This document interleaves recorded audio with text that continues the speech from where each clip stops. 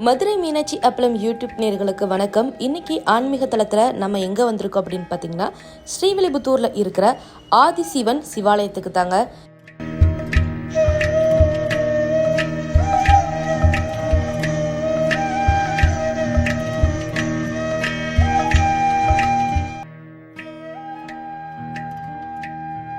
விருதுநகர் மாவட்டத்திலேயே 2வது பெரிய சிவன்லிங்கம் இங்கே தாங்க இருக்கு.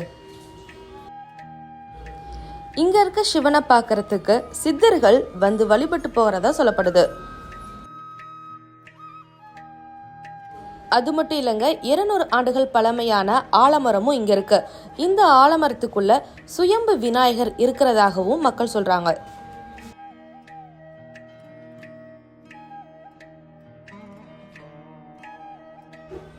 இந்த கோவில்ல ஒவ்வொரு பிரதேசம் அன்னைக்கு பயங்கர விசேஷமா இருக்குங்க. தீராத நோய்கள் மட்டும் இல்லாம கேட்கிற வரங்களை கொடுக்கிற சிவனாகவே இங்கே அமைஞ்சிருக்காரு.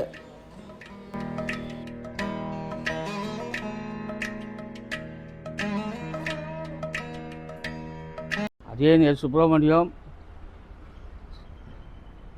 ஜட பூசாரி ஒரு 35 வருஷ காலமாக இந்த ஆன்மீகத்தில் ஈடுபாடோடு சேவை மனப்பான்மையோடும் பணியாக செய்து கொண்டு இருக்கின்றேன். இந்த ஆதிசிவன் கோவிலுக்கு வந்து கிட்டத்தட்ட ஒரு வருட காலமாக பணி செஞ்சுக்கிட்டு இருக்கேன். சிவாய நம்ம சிவனடியார்களுக்கு வணக்கம், சிவ சித்தர்களுக்கு வணக்கம், எல்லா 18 சித்தர்களுக்கும் என்னுடைய பணிவான வணக்கங்கள். இந்த கோயில் வந்து ஆதிசிவன்கிற பேரும். இந்த கோயில் வந்து கிட்டத்தட்ட முன்னோர்கள் வழிபட்ட கோயில். கிட்டத்தட்ட ஒரு 200 வருஷத்துக்கு முன்னாடியே இந்த இதை வழிபாடு பண்ணிக்கிட்டு இருந்திருக்காங்க. இப்போ தான் முதல் முறையாக ஆதிசிவன்கிற பேரில் ஒரு சிவலிங்கம் பிரதிஷ்டை பண்ணி கரெக்டாக இப்போ 1 வருஷம் ஆகி பட்டாபிஷேகம் நடந்திருக்கு. இதில் வந்து ஆதிசிவனாகவும் அரடீஸ்வரராகவும் இன்னாசி சித்தராகவும் பரிமாணம் பண்ணிக்கிட்டு இங்கே இருக்கார். 3 விதத்தில் அங்கே பரிமாறி பண்ணிக்கிட்டு இருக்கார். சித்தர்கள் வந்து 33 கோடி சித்தர்களில் 33 கோடி தேவர்கள்லையும் 18 சித்தர்கள் இங்கே வந்துட்டு போய்கிட்டு இருக்காங்க. இந்த ஆதிசிவன் கோவிலில் வந்து அவற்றை ஒரு ஈர்ப்பு சக்தி, அவரை ஒரு தடவை பார்த்தாலே போதும்.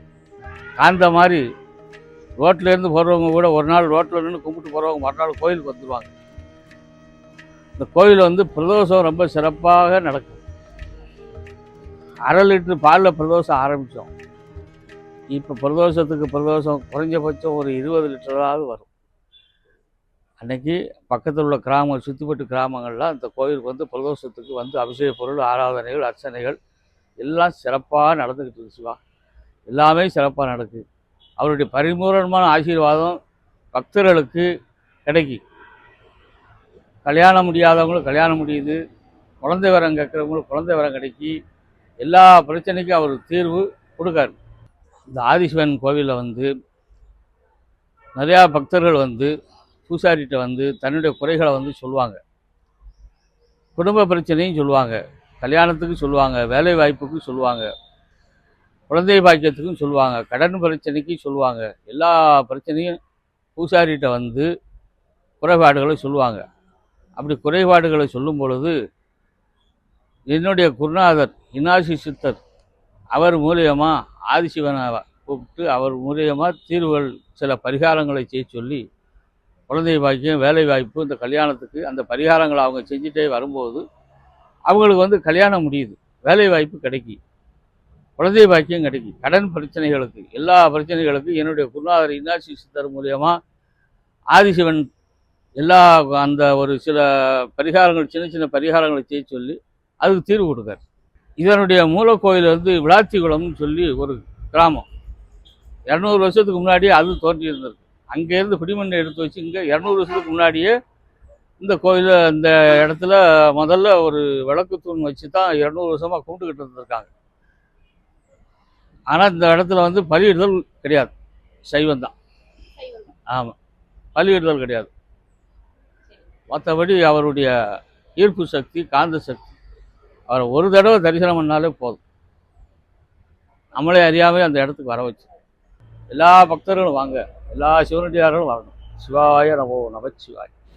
ஆதிசிவன் சிவாலயத்துக்கு ரூட் எப்படின்னா, நீங்கள் ஸ்ரீலிபுத்தூர் வந்துட்டு ஸ்ரீலிபுத்தூர்ல இருந்து ராமகிருஷ்ணபுரம் பஸ் டிப்போ பக்கத்தில் தாங்க ஆதிசிவன் சிவாலயம் கோயில் அமைஞ்சிருக்கு.